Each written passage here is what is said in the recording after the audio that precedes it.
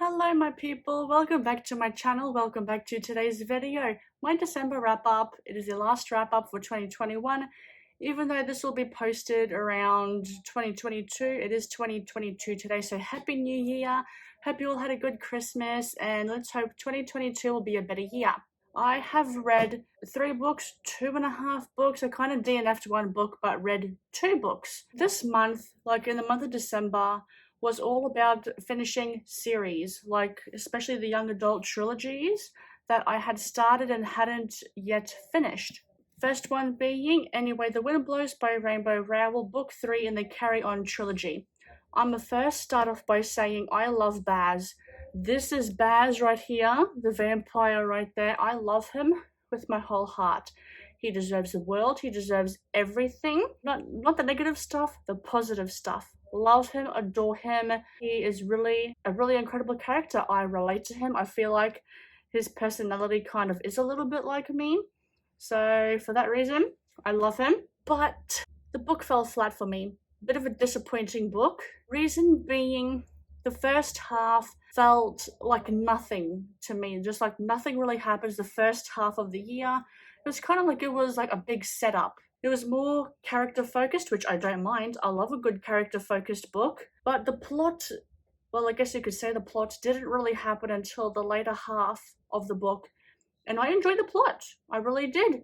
I can understand why this book needed so much with like characters and stuff, because in the second book, I could not stand Simon and Penelope. They were incredibly annoying to me.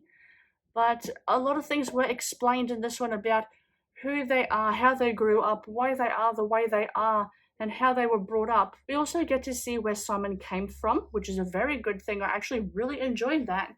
And in me saying that this book had some sort of a plot towards the later half of the book, that is when things got really interesting. I really enjoyed the last half of this book, but it's just the first half just felt like nothing, and it's kind of annoying and dragged out a bit. But even though like I understand why we needed that to understand the characters better, and also there is this kind of side thing with Penelope and her obsession with fixing people that I don't think should have been included in this book. It was just annoying. It really didn't have anything extra. It didn't really add to the overall plot of Simon and like the prophecy and all the kind. I don't even remember what the prophecy is. Another thing, this series is pretty forgettable for me. I could not tell you what happened. I went into this book forgetting everything, and especially when they were talking about America, which was where they went in the second one in Wayward Son. This one right here in Wayward Son, I don't remember anything about America. I remember loving Baz, but that's about it. This book should have had a lot more of the character stuff in this book. This book could have been longer because it's a short one. This is a chunky one. It should have been better planned, this series. Better thought out, better structured. Trilogy deals a lot with the Chosen One trope. I actually kind of enjoyed that kind of twist with the Chosen One trope. It kind of is a little self-aware. Like it knows it's the typical Chosen One trope, and it kind of makes fun with it. With how all the chosen ones have this kind of prophecy behind them, but the prophecy not really being what it is meant to be. And it's kind of like people claiming that they're the chosen one because they were born on this one, they were born on that one, kind of playing on people's faith and fear that they just need someone to save them kind of thing. And it is in this prophecy kind of thing. Like the chosen one trope, the prophecy behind everything and behind the chosen one that is meant to save all the people, all the mages of the world. It is in that we get to see Simon's family history and where he came from, which I actually really enjoyed. It was very, very fascinating. It didn't turn out the way I wanted to, like I thought. Yeah, it just did not turn out the way I had thought, unfortunately, with that. And this is like really, really sad to say, but as I was reading this book, I kept thinking to myself, I'm going to have to unhaul this trilogy. And that is very sad for me. I could keep this because of Baz, I really could, and I just wanted more of his chapters, more than anyone else's. It really fell flat for me, but I want to reread it to see if I still love it, because I do want to reread it and give it another chance to clarify, yes, I want to keep it, no, I don't. It does deserve that. Overall, I gave this 3.25 stars out of 5. Like I keep saying, I'm a little sad about it, and it's a bit of a shame that I'm going to have to unhaul this sooner or later, depending on how quickly I get to doing the reread. And yeah, that's first book done, unfortunately. Like, I'm sad. I could keep this book because of Baz, keep the trilogy because of Baz, but I can't do that. Because if you don't enjoy it and you're not gonna reread it, what's the point of keeping it around, you know? The second book I've read in the month of December, I actually was a little bit more positive about, and I actually enjoyed a little more than the other two books I read. And that is Ruin and Rising by Leigh Bardugo, the third book and final book in the Shadow and Bone trilogy. I think we all know what the plot is about, so I don't really want to say too much. I actually really enjoyed this last book. I thought it was really good. Was it a little cliche and typical for trilogy endings? A little, yeah, I'm not gonna lie, but it was still enjoyable. As I was reading this book, the first few chapters of this book kind of had a bit of a different tone, a bit of a different feel to it. It felt like it felt like an ending to a chapter. It was more reminiscing. The characters were developed right. The characters had some, I think, pretty major developments. And it's a shame because from the second book to the third book, we didn't get to see those developments. And I would have loved to have seen those characters developing and maturing and understanding things about the world and the consequences of what they're living through and what they have to do to save Ravka from the fold and the Darkling. And like I had said, it felt like we were coming to an end. Alina was reminiscing more about, she was just reminiscing about her journey so far, what her future looks like, being a chosen one, and with Mel, her friendships, her future, what does that look like for her? I actually like Mel now, like he actually matured up a little bit and realized I can't have Alina no matter how much I want because of circumstances. I don't know what was happening with me because if you have seen my videos before, you would know I don't like Mel. He is annoying. He is pretty toxic for her. Red flags going everywhere. But yeah, I like him. I don't know who I'm becoming. It's very strange for me to say that. Faith does play a bit of an important role in this book, and especially in the trilogy as a whole. And I really like how it was portrayed. Like I had said before with characters developing, it was about them, especially more with Alina, how she felt being burdened with the task of being this chosen one, and the consequences of that, how it was portrayed, and how people view her and see her. And I actually like how the big, big battle, I say big battle because it really wasn't a big battle, but anyway, I like how the finale, like the big battle played out and how that integrated in with Faith. Because like I said, Faith has a big role in this trilogy.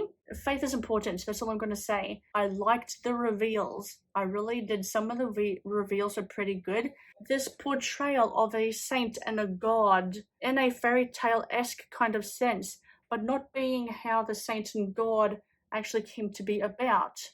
So the fairy tale version is completely different to the reality version because there's like a lot of misconceptions and stuff, which also plays a part in Faith as well, because no one likes to know the reality about how something that means so much to people came to be about. I came to really love Nikolai in the second book. He was done dirty in this book. I was not happy at all with how he was treated. He deserved more. I wanted more of him. I just feel like he was such an important character and he was just done dirty. But he does have his own duology, which I am very looking forward to reading in 2022. It will happen. Overall, I gave this a 4.5 stars out of 5. I thoroughly enjoyed this. The relationships with the characters, how the characters have matured. It's the only issue, and I've always thought about this and wished this for the trilogy. This book trilogy, like the trilogy, needed to be longer. needed to have more point of views, and needed to have things more expanded on, needed time to like develop the character developments and enhance on that and make it better structured, I guess you could say. And point of views, like I said before, from the Darkling, Bagra, Nikolai, heck, even Mal, I would have been happy with to understand him even more. This trilogy could have been a favorite of mine. It has potential to be a really damn good high fantasy YA trilogy.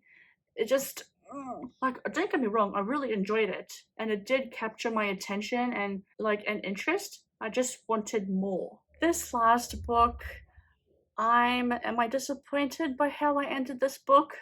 No, I'm not, because I DNF'd The Toll by Neil Shusterman, the third book in the Arc of a Scythe trilogy. Yeah, I DNF'd it at around the 50% mark, like kind of around that time, around that point I should say. Hey, look, this is a really good trilogy. I really do enjoy it. I like the themes about mortality and how people and who we people are, like as a society, and how we treat each other. Because these characters were no different to how us humans are now in the mortal age. No different at all. The reason why I DNF this book was because I was going to end up being in a reading slump if I were to continue this book. And you don't want to start off the new year being in a reading slump. That's nuh-uh. That's not. Let me say that again.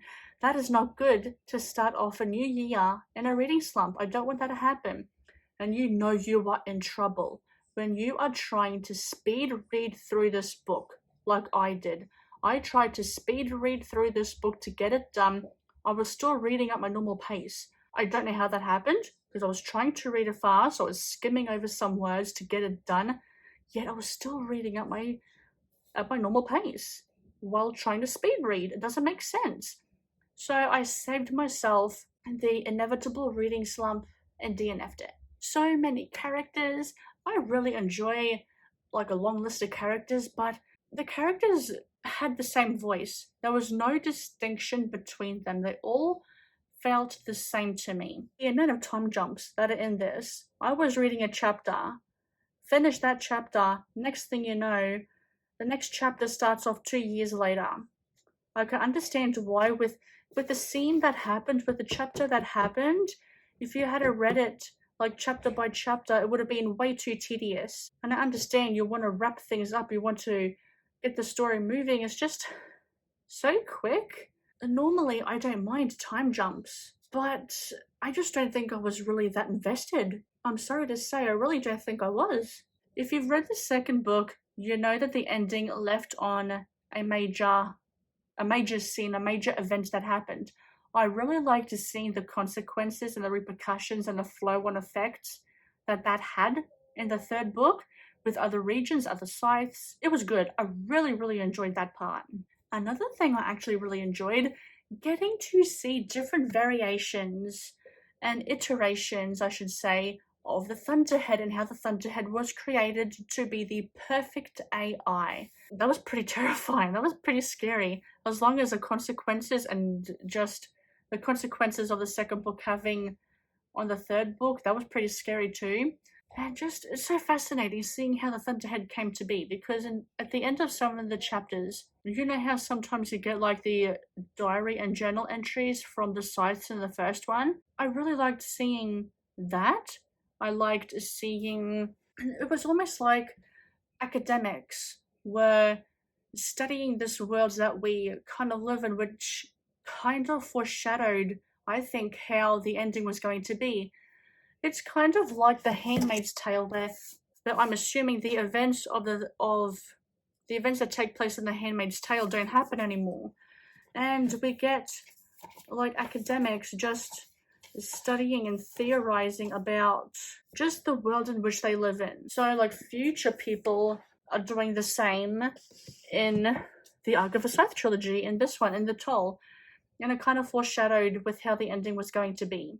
Ooh, yes, another thing I liked, even though I DNF'd it, I did like some things. there is an inclusion of a non-binary character, which I actually really enjoyed reading about, and it was a very nice surprise. And just seeing how different regions in the world and different countries in the world in this trilogy, how they view gender and sexual identity and how they react to it. And it was a really nice surprise. I was very thoroughly impressed by it. If overall, even though I did not finish this book, I still read enough for me to give it a 3 stars out of 5. For now, I'm thinking I do want to give this book a reread sometime in the later future. I just don't know when. I think this is also like a really good starting point for someone who is wanting to get into sci-fi, like whether you're a young adult reader or just a young adult, like a teenager young adult, or if you are an adult like me who wants to get into sci-fi more. Just me with sci-fi, I think I need something a little bit more harder with like politics and stuff, but this one is a really good starting point. Not that there isn't politics in the Arc of the Scythe trilogy, I just wanted something a little bit more. Thank you very much. I hope you enjoyed. I kind of felt like I was babbling on a little bit with some things. It was a pretty decent reading month, I'm not gonna lie. I had some average-ish kind of books. 2022 will be a better reading year for me. I know it will. Let me know down below all the books you have read of the month of December. I would really like to know. Have you had a good month, bad month, average like me? Make sure you do all the good stuff, liking, commenting, and subscribing, and I'll see you in the next video. Bye!